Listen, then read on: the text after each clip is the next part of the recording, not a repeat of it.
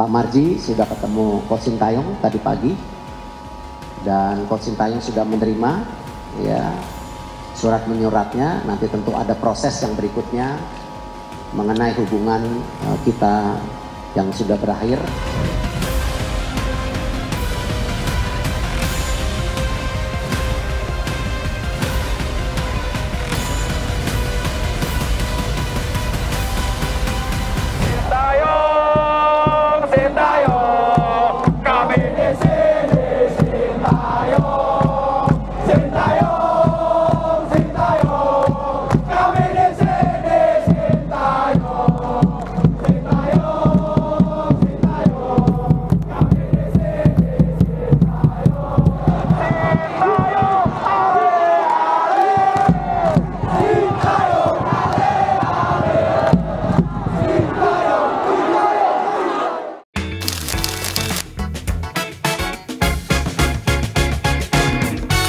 Ibnu Jamil di sini, artinya kita ngomongin soal bola.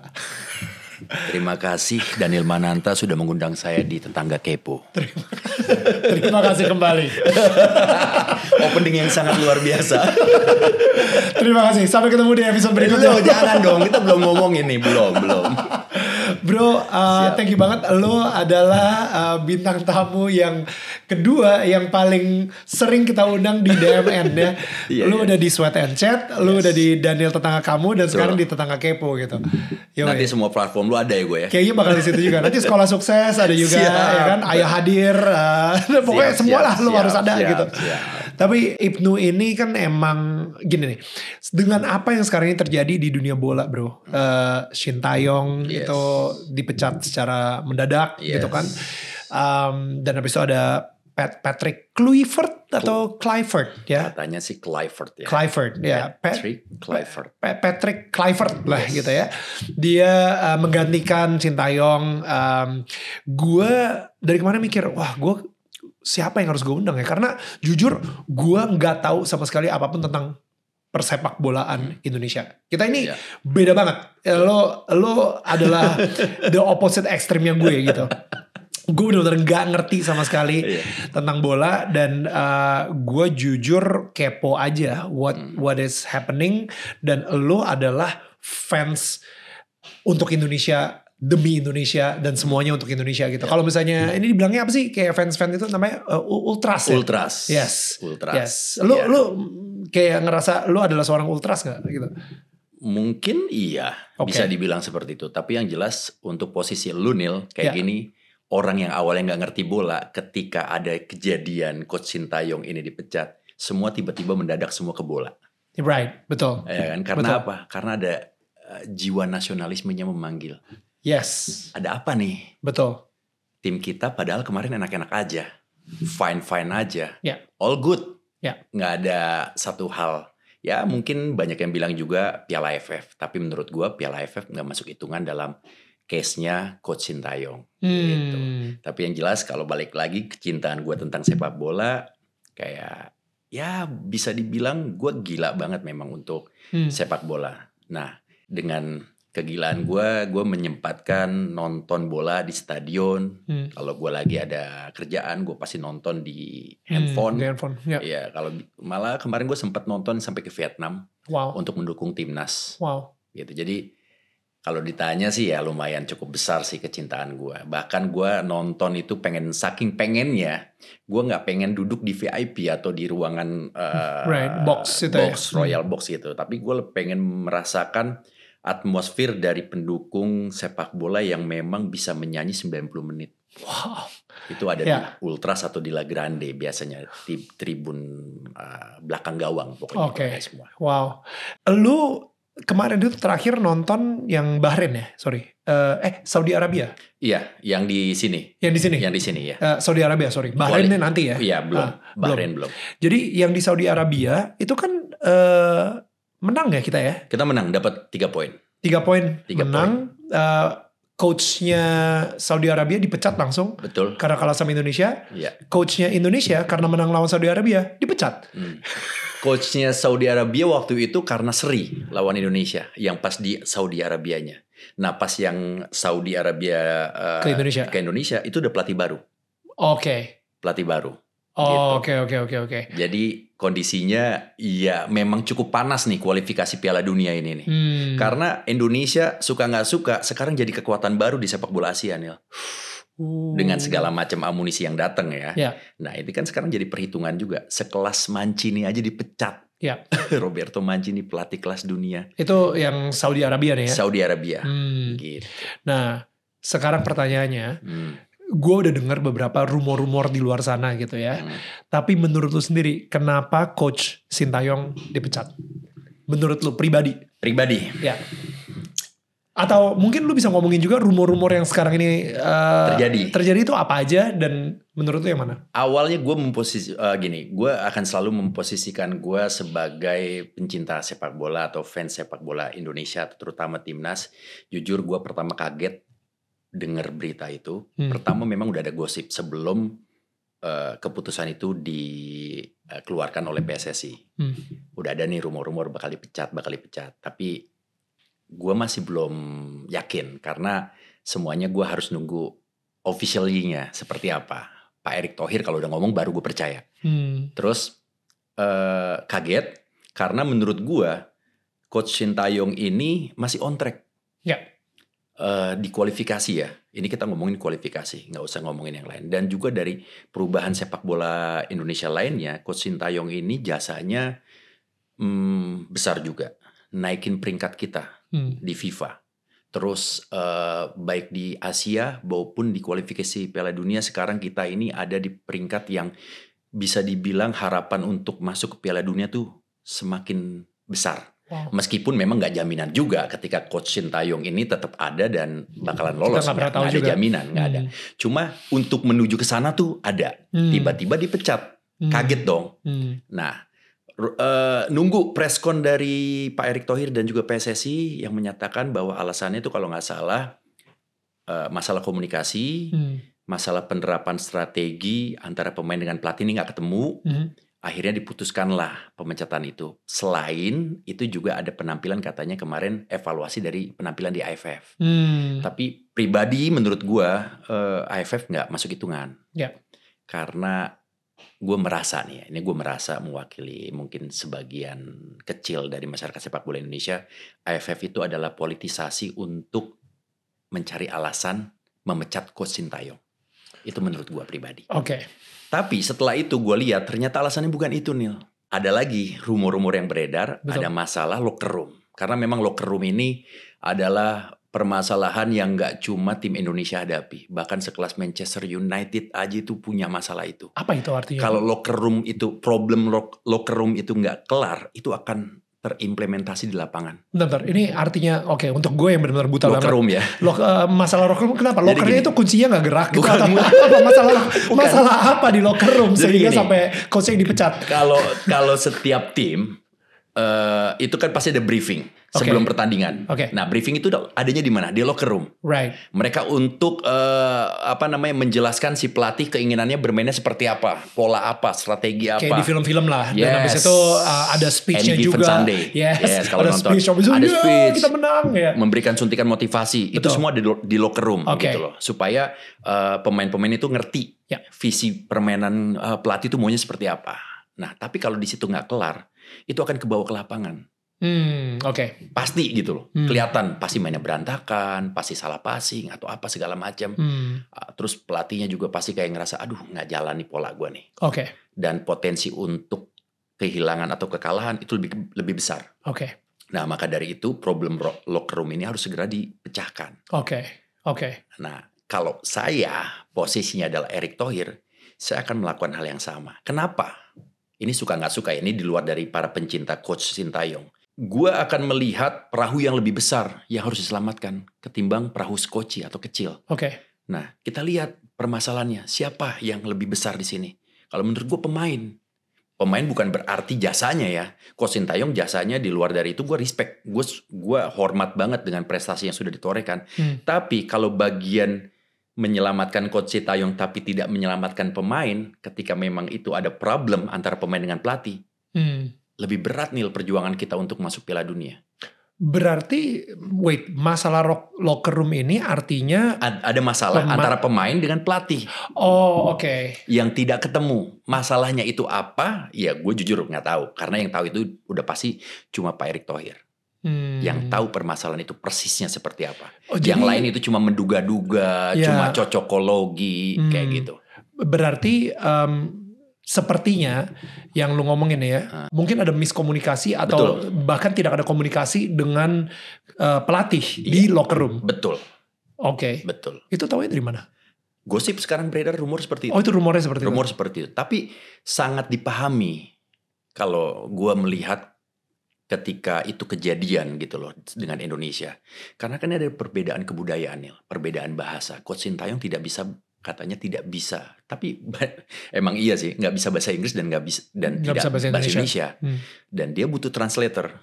Jadi kan kayak ada gap untuk setiap penjelasan atau mungkin sesi latihan, sesi mungkin kayak menjelaskan strategi apa segala macam, mau ngomong misalnya, lu mainnya jangan di situ dong, lu masuk ke sini, agak sulit gitu loh.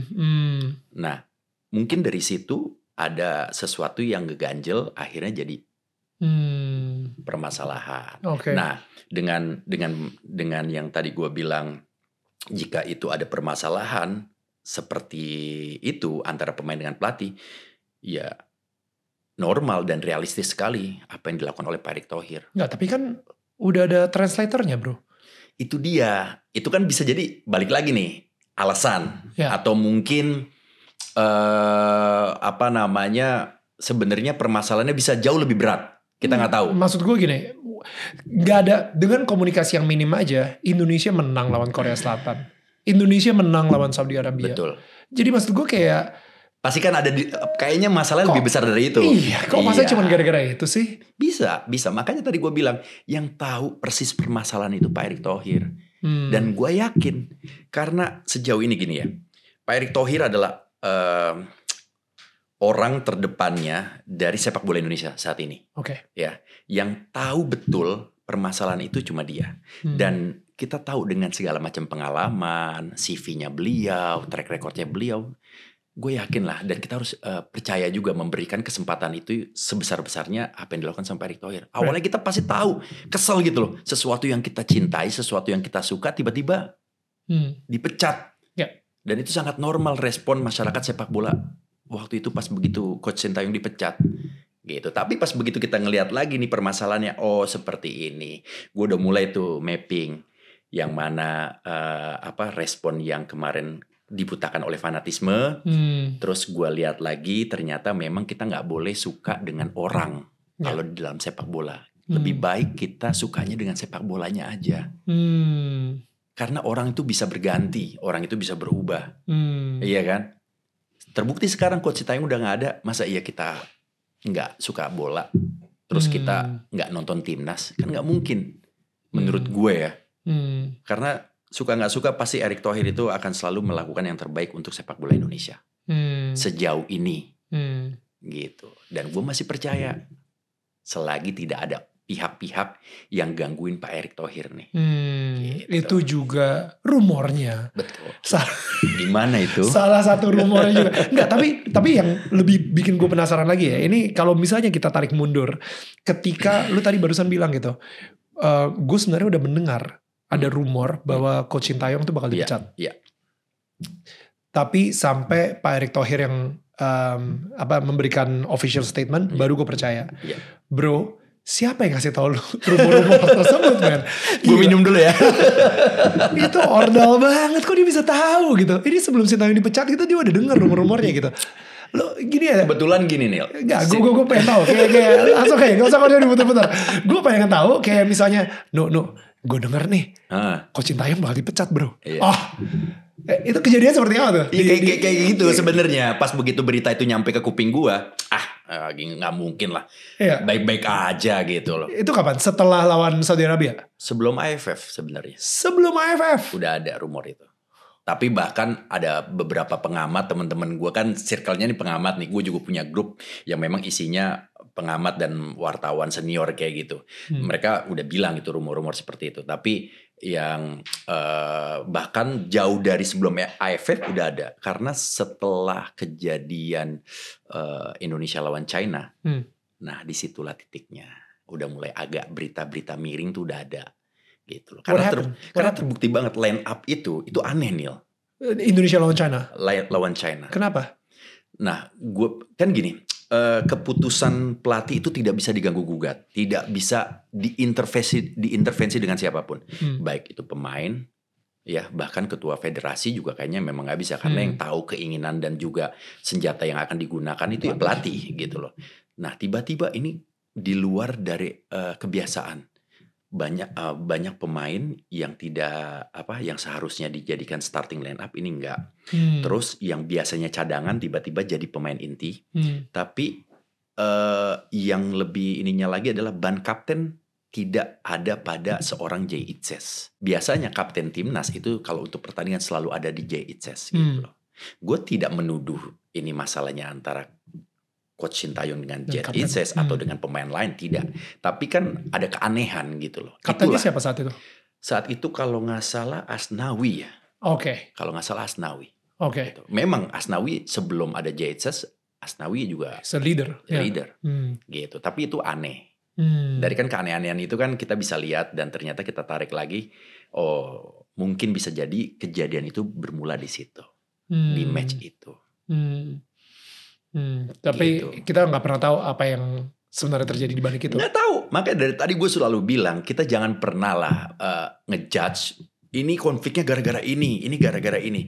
Karena yang sekarang dilakukan sama Pak Erick Thohir, gue yakin itu demi semata-mata menjaga stabilitas kerukunan antara pemain dan juga pelatih supaya kondisi timnas kita itu tetap sehat.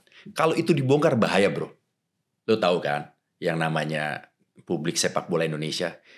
Namanya fanatisme itu gila banget. Bahkan baru sekedar gosip-gosip aja kemarin kalau nggak salah ada salah satu pemain yang langsung diserang sama netizen. Snap. Gitu. Jadi memang berat sih jadi Pak Erick Thohir. Tapi memang cuma Erick Thohir yang tepat untuk ngurus sepak bola Indonesia. Karena gini ya bro ya.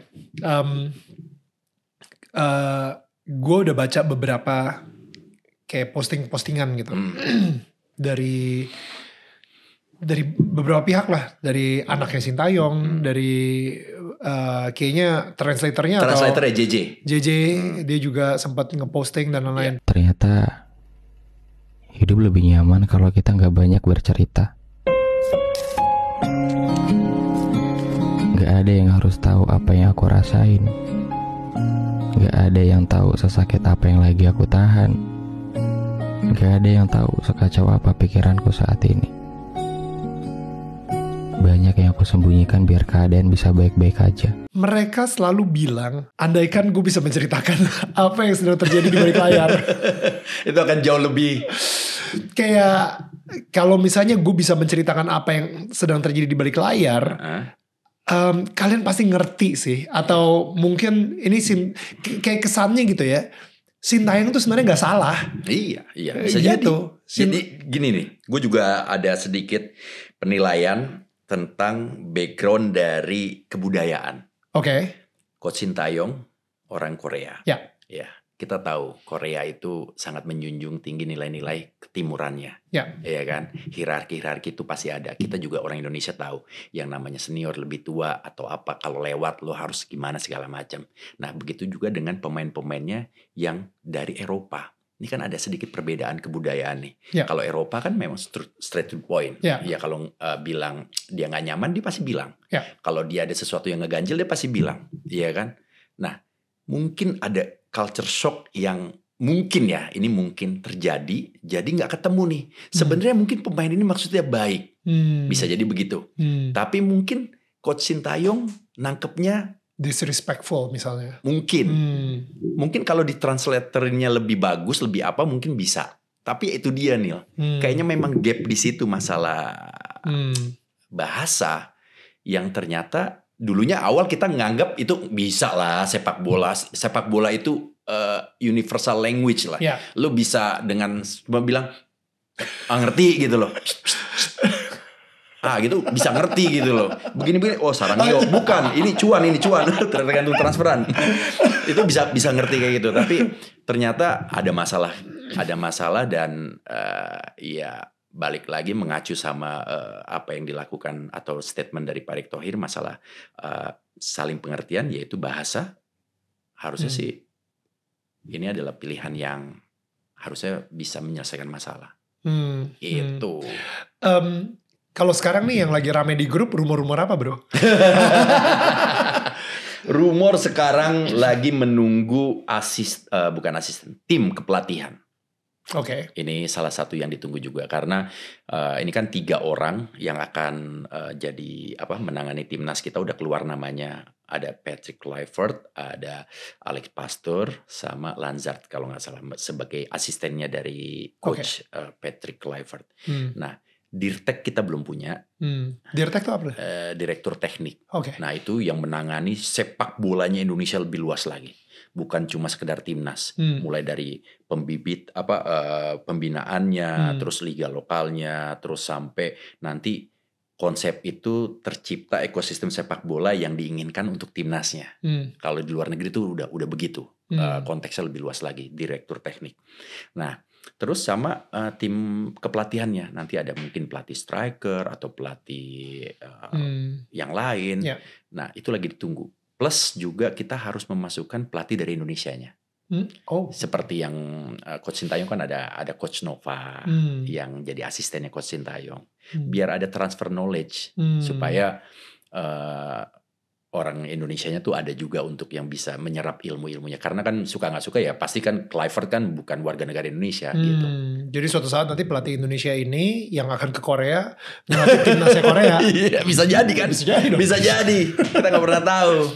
Jadi ngomongin soal Patrick Kluivert sendiri gitu ya. Nah sebelum dipilih, gue jadi curiga gitu kayak si Ibnu nih dengan kontak-kontak di WA-nya, di WA grupnya itu kayak. Itu kaget lo awalnya. Wah kok Patrick Kluivert apa? Pasti. CV-nya dia. Lo tahu itu sebelum diumumkan atau? Sebelum diumumkan. Tuh kan dia lebih canggih daripada WA grup emak gue soalnya.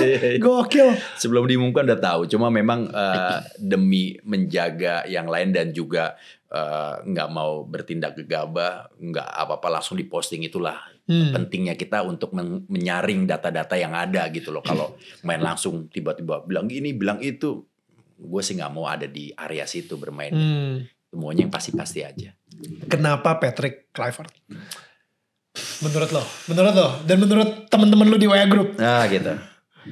Kalau menurut gue kenapa Patrick Kluivert, dia punya nama besar sebagai pesepak bola, tapi bukan sebagai pelatih.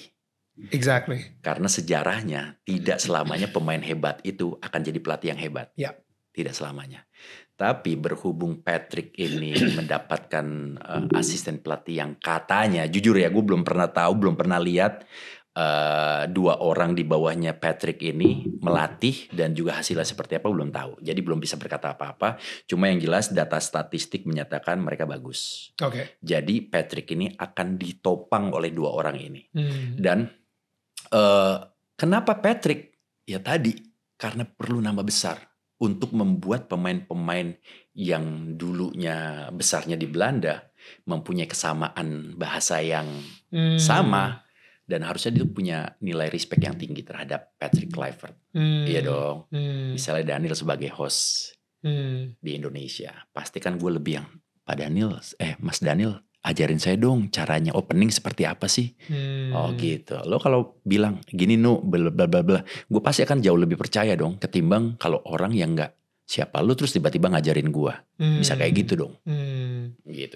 Itu yang diharapkan dengan adanya Patrick Kluivert. Kalau gue juga melihat seperti itu.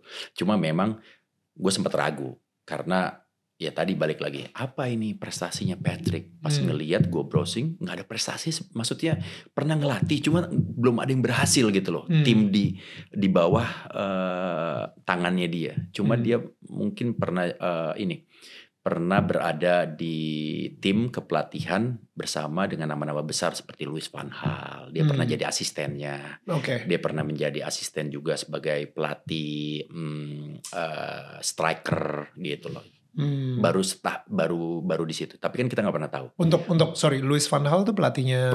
Pelatih senior yang ada di Belanda. Dia pernah melatih timnas Belanda. Dia pernah melatih Barcelona. Pernah melatih Manchester United. Pokoknya nama besar lah.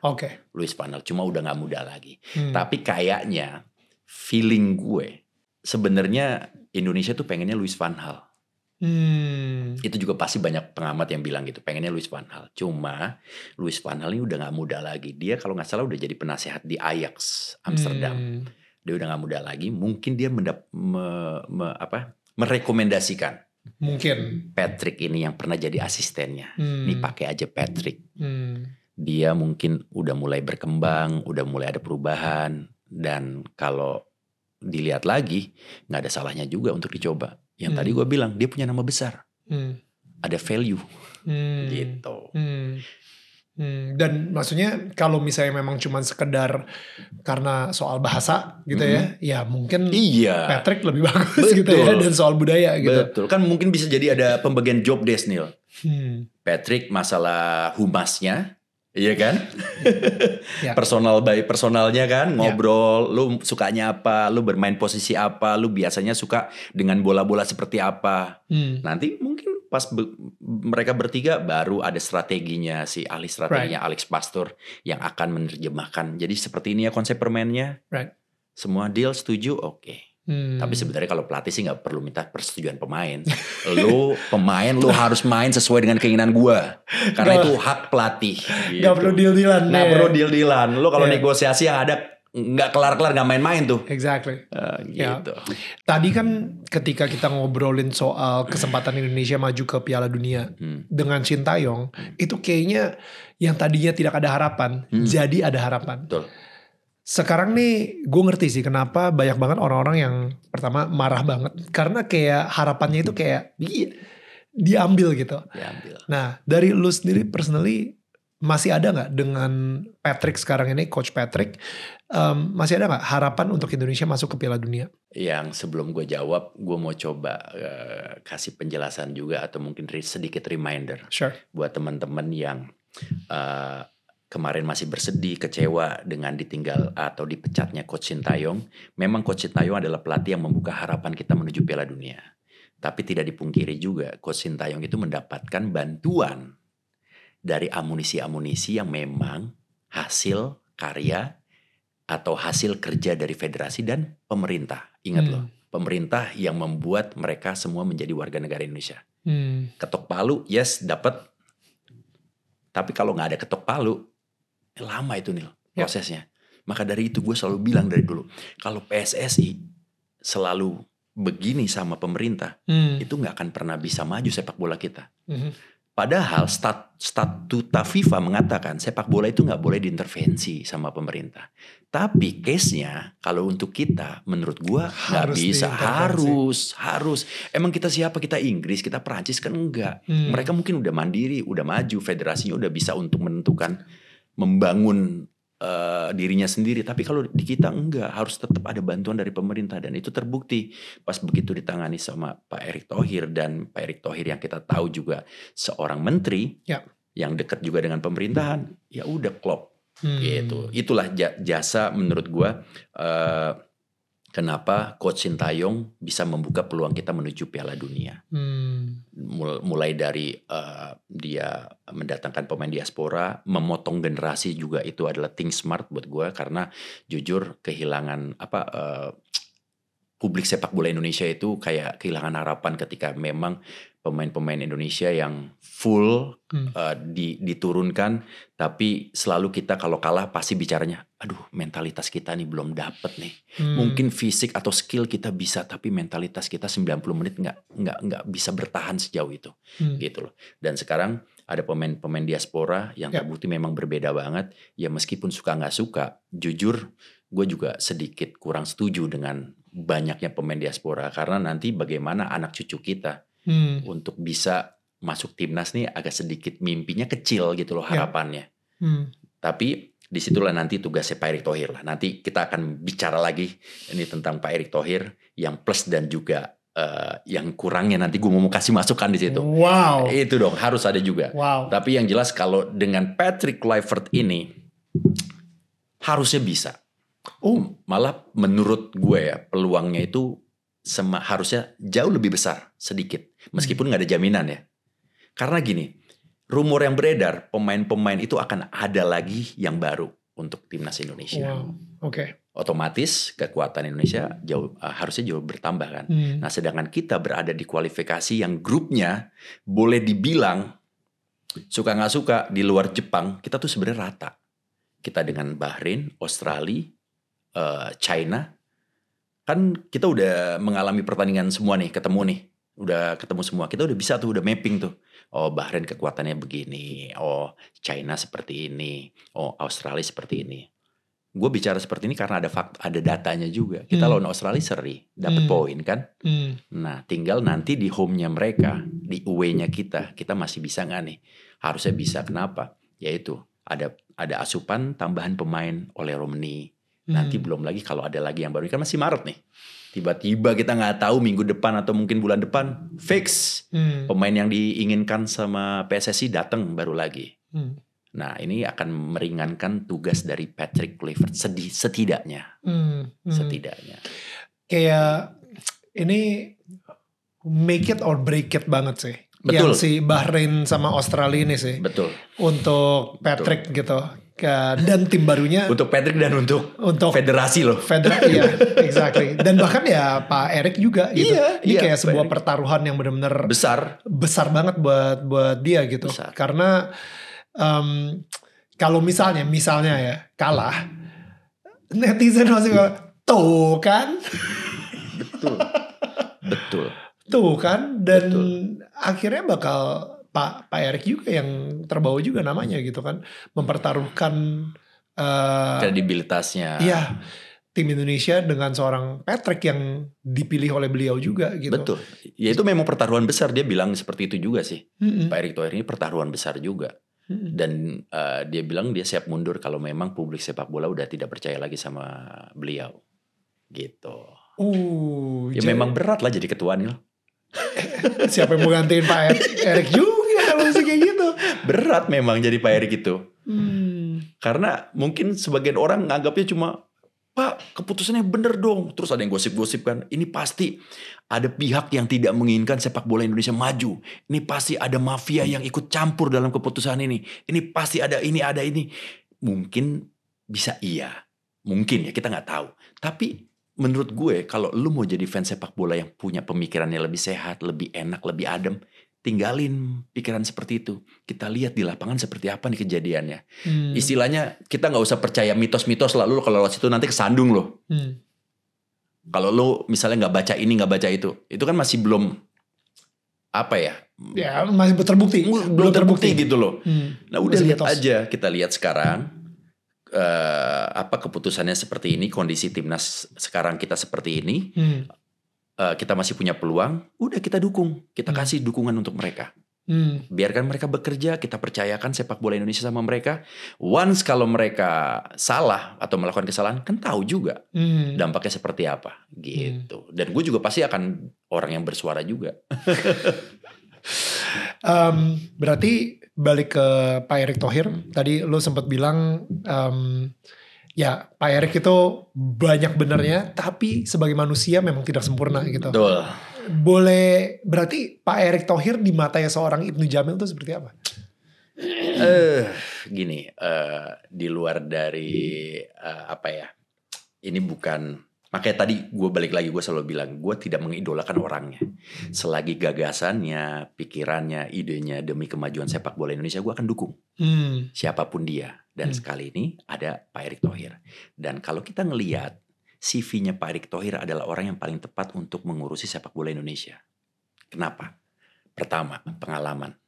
Itu gak bisa dibeli nih. Pernah jadi presiden klub Nana. Betul. Inter Milan kalau salah. Inter Milan. Punya klub di luar juga. terus berkecimpung di sepak bola juga udah nggak kaleng-kaleng, punya link, pengusaha alias punya duit harusnya, dan dekat dengan pemerintah. Ini adalah yang sosok yang paling sempurna menurut gue saat ini. Coba, you name it. Orang yang mungkin suka sama bola, passionate juga loh, Pak Erik. Mungkin ada orang kaya, punya banyak uang, suka juga sama bola, tapi nggak punya link. Sekarang sosoknya menurut gue pribadi ya, ini Pak Erik adalah orang yang tepat. Nah, begitu juga dengan kalau nanti ada rumor, kemarin sempat sih yang bilang, wah ini nggak beres nih dari mafia apa segala macam. Ya satu sisi kan balik lagi respon masyarakat sepak bola itu pasti beraneka ragam. Itu sesuatu yang normal kalau buat gua sih ya, karena ya dinamika sepak bola akan seperti itu. Ketika lu mengambil keputusan yang tidak populer, lu berani melawan arus, ya akan ada letupan-letupan seperti itu. Nah, dan Pak Erick Thohir orang yang sangat salah satu pihak yang sangat brilian membangun sepak bola terutama timnas saat ini.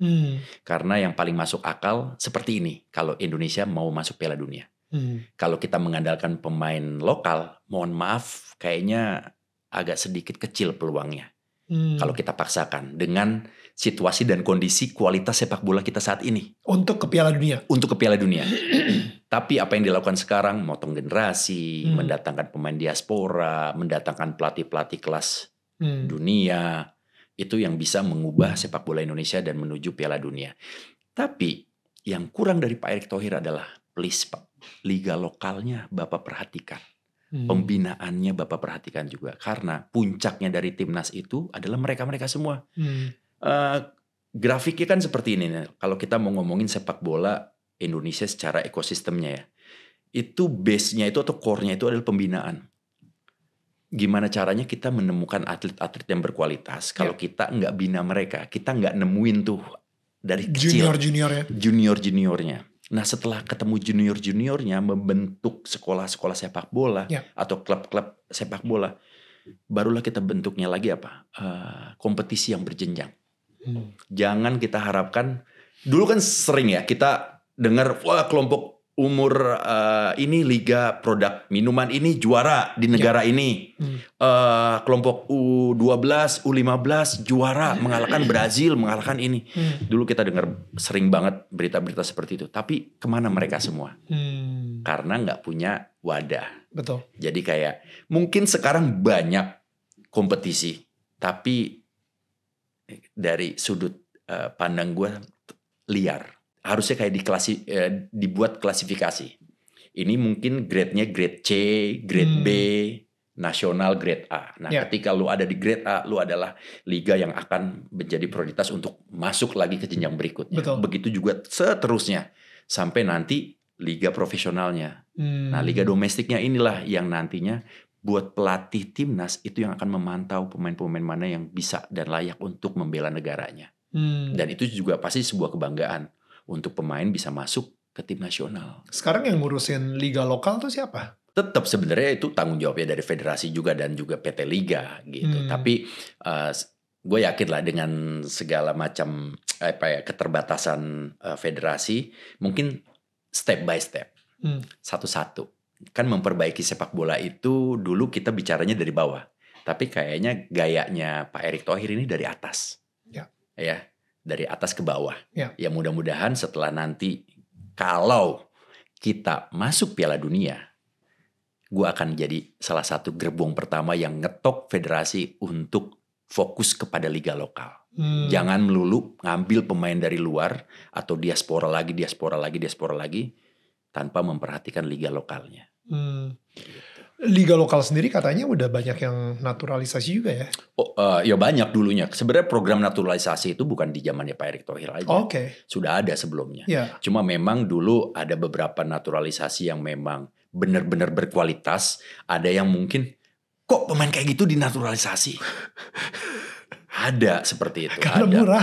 Bisa jadi kita kita butuh ngelihat bule-bule ini gitu kan. Bener-bener. Kita ngelihat nggak usah kualitasnya dari bentukan dia di luar lapangan aja kayaknya emang nggak sesuai gitu loh. Ini bener bisa main bola gitu. Itu ada kejadian-kejadian kayak gitu. Nah di era sekarang nih udah mulai lebih fokus lagi, lebih sharp lagi untuk memilih pemain yang layak untuk ada di timnas. Jadi sebenarnya pemain naturalisasi itu sebenarnya mungkin belum tentu lebih baik daripada pemain lokal. Atau sekarang kalau untuk ini, saat ini pemain kita nyebutnya pemain diaspora itu pasti jauh lebih baik. Oke, secara skill dan mental. Yes, karena mereka sudah terbiasa berkompetisi di luar, mereka punya skill. Mungkin punya mereka skill yang sama, mungkin, tapi mental belum tentu, Nel. Ya. Gitu. Ya kayak tadi lah, kita sempat ngobrol gitu, kayak ketika gue mau race, itu mental gue berantakan sih. Gitu, mental gue berantakan, gugup banget. Susah kan? Susah. Memanage susah mental itu susah banget. Ini kita ngomongin lari, sorry ya. Para fans bola yang urusan kesamaan gue sama Ibnu cuma di lari nih soalnya nih. Kalau misalnya sama film. Cuman kalau misalnya di bola itu benar-benar kita polar opposite yang beda banget gitu. Karena sekarang ini banyak banget pemain Belandanya sampai orang malah bilangnya lagi membelandakan Indonesia kembali gitu. Ya apapun itu sebenarnya iya kan? Ya ada benernya juga kayak gitu. Cuma tapi kalau gue ngelihat tujuan awalnya apa, kita lihat lagi. Kita kan ingin membuat Indonesia ini sepak bolanya masuk ke pentas dunia. Tadi balik lagi yang gue bilang, paling realistisnya seperti ini. Make sense karena biar gimana pun juga diaspora ini bukan sembarang mengambil pemain bule masuk ke timnas Indonesia, tapi ada garis keturunan yang darahnya Indonesia, mungkin dari kakek neneknya atau apapun itu, tapi yang jelas masih ada garis keturunan untuk ditarik dan ditawarkan gitu.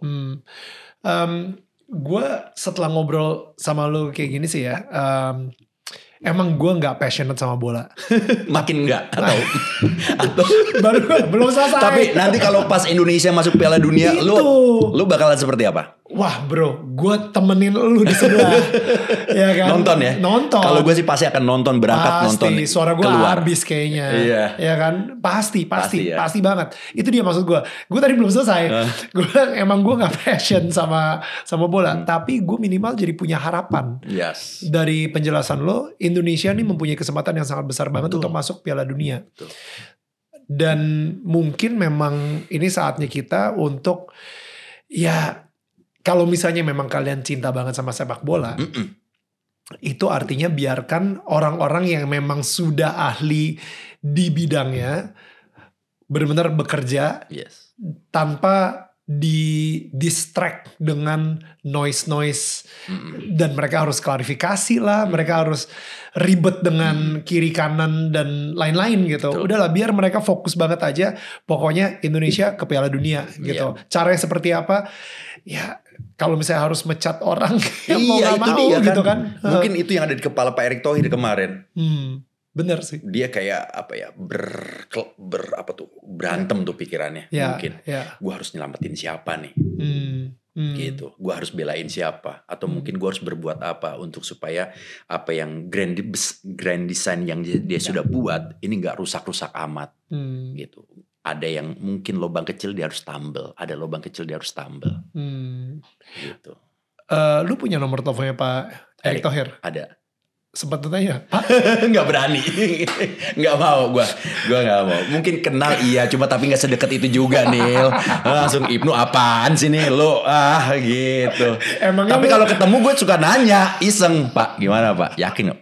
Kamu nggak yakin sama saya? Enggak Pak, saya yakin gitu.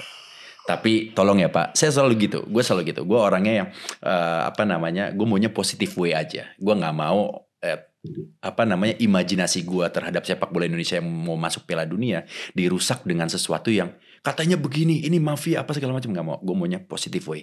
Selagi semuanya memang demi kebaikan sepak bola Indonesia, gue dukung. Siapapun dia. Gitu. Sampai akhirnya terbukti kalau misalnya emang dia gak becus gitu. Betul gitu. Karena kan setiap pekerjaan ada resikonya. Pak Erick Thohir gue juga tahu dia juga ada resikonya. Ini pertaruhan besar juga sebenarnya buat dia. Menurut lu ya, dengan situasi dan kejadian seperti ini, Indonesia itu semakin dikenal di dunia gak sih? Kayak ini jadi sebuah milestone lagi. Wah ternyata Indonesia memecat coach Koreanya dan mengambil Patrick Kluivert gitu. You know, jadi akhirnya kayak dunia kayak wow apa yang terjadi di Indonesia gitu. Strategi-strategi seperti itu gak menurut lo? Untung brandingnya Indonesia gitu. Nil, pengguna media sosial untuk 270 jutaan Indonesia salah satu yang terbesar loh. That's true. Dan itu nggak mungkin sepak bola Indonesia itu nggak dibicarakan. Pelan-pelan ini dibicarakan. Meskipun memang dari sisi prestasi enggak, tapi ini dari berita. Karena memang menyinggung nama-nama besar gitu loh. Patrick Kluivert, striker besar. Ya mungkin kalau untuk adik-adik kita nih yang sekarang masih masih mulai suka dengan sepak bola, mereka belum tahu Patrick Kluivert itu seperti apa. Striker hebat, cuma memang sebagai pelatih ya kita nggak tahu prestasinya. Dan balik lagi nggak jaminan juga seorang Patrick Kluivert bisa membawa Indonesia untuk Piala Dunia gitu. Makanya kita harus bersama-sama untuk jagain sepak bola kita ini tetap ada di tracknya. Jangan sampai track yang salah. Nah kan kemarin kan respon sepak bola Indonesia tuh mau mengingatkan, Pak, Bapak yakin nih mecat Sintayong? Kok dipecat bukannya lagi on track? Oh ternyata ada ini. Oke. Mulai nih, sekarang gue juga lihat banyak juga nih yang publik yang udah mulai ngasih trust kepada keputusan yang baru ini. Mulai sekarang. Yang negatif-negatif masih ada, masih. Yang memberikan kritik keras juga masih ada. Yaitu haknya mereka lah. Dan itu juga job desk-nya mereka.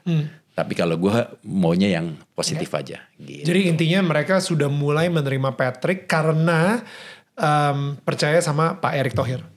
Bisa jadi seperti itu. Dan munculnya atau officially-nya Coach Patrick itu diberitakan sama salah satu agen atau reporter Fabrizio Romano. Dia langsung posting Here we go. Wah itu sangat terkenal tuh kalau Fabrizio udah bilang here we go, itu satu dunia sepak bola tahu berita itu. Wow. Pindahnya Messi, Ronaldo, Neymar. Sama si Fabrizio ini? Fabrizio, wartawan sepak bola nomor 1 di dunia. Oh wow. Followersnya aja gokil. Oh wow. Oke. Okay. Kalau kita udah masuk situ, ya udahlah otomatis kita tadi pertanyaan Daniel. Apakah ini akan mengguncang dunia gitu bahwa Patrick Kluivert sekarang jadi coachnya Indonesia. Jadi di mata dunia mungkin beda lah dengan mata netizen Indonesia. Betul. Itu maksudnya kan. Betul. Mata dunia ini mungkin kayak wow seorang Patrick Kluivert jadi coachnya timnas Indonesia kayak gitu. Tapi di netizen Indonesia wah ini ada mafia nih. Iya. Banyak tuh pemikiran seperti itu. Wah ini mafia. Wah ini ada yang begini. Wah ada yang begini. Patrick lagi BU nih kayaknya. Gitu. Iya. Jadi ya udah kita berarti again pencinta sepak bola Indonesia, I think yang harus kita fokuskan adalah kita biarkanlah ahli-ahlinya ini bekerja di bidangnya gitu kan. Dari lu sendiri ada yang mau disampaikan lagi nggak ke pencinta sepak bola Indonesia sebagai ultras? Gue mau bilang sama teman-teman pencinta sepak bola dimanapun kalian berada, selagi memang kalian cintanya dengan sepak bola Indonesia, lihat lagi dengan sepak bolanya, bukan dengan pesonanya, bukan dengan personnya, bukan dengan orangnya. Karena orang itu bisa berubah, tapi kalau sepak bola itu nggak akan pernah berubah, tetap ada di situ semua. Dan dengan sepak bola, jiwa nasionalisme kita akan tetap makin tinggi. Dengan sepak bola juga kita makin bangga merasa jadi orang Indonesia. Apalagi kalau sampai Indonesia masuk ke Piala Dunia, kita semua yang datang langsung ke stadion atau nonton, pas begitu ditanya, kamu dari mana? Dari Indonesia. Wah, Indonesia udah bertanding, berarti memang dukungannya untuk Indonesia. Nggak kayak dulu, kamu dari mana? Dari Indonesia. Hah, emang Indonesia masuk Piala Dunia? Lah terus lu nonton siapa? Enggak, gue belain Inggris. Itu emang buat orang Eropa tuh aneh banget gitu loh. Buat orang luar, gila lu nonton belain negara lain. For what gitu loh.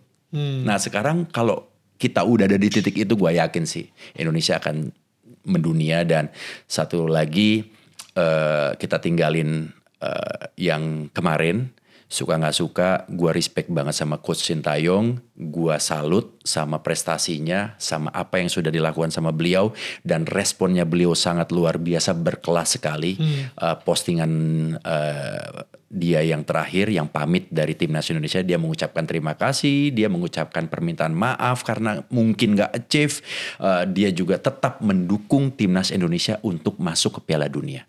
Wow. Itu berkelas sekali. Meskipun kita nggak tahu itu tulisannya timnya atau mungkin Coach Sintayong. Tapi apapun itu adalah bentuk sportsmanship yang berkelas dan kita harus tiru. Gitu. Supaya apa? Supaya kita semua tuh ya tahulah yang namanya etika itu penting banget, lebih penting dari apapun itu. I love it. Ibnu, thank you so much. Thank you. Lo cocok banget jadi tetangga kepo kita. Ya mudah-mudahan ya. Untuk gue kepoin maksudnya ya. Thank you banget. Alright. Kita ketemu lagi di tetangga kepo berikutnya yang mungkin ngebahas isu ya yang lain. Jangan bola mulu.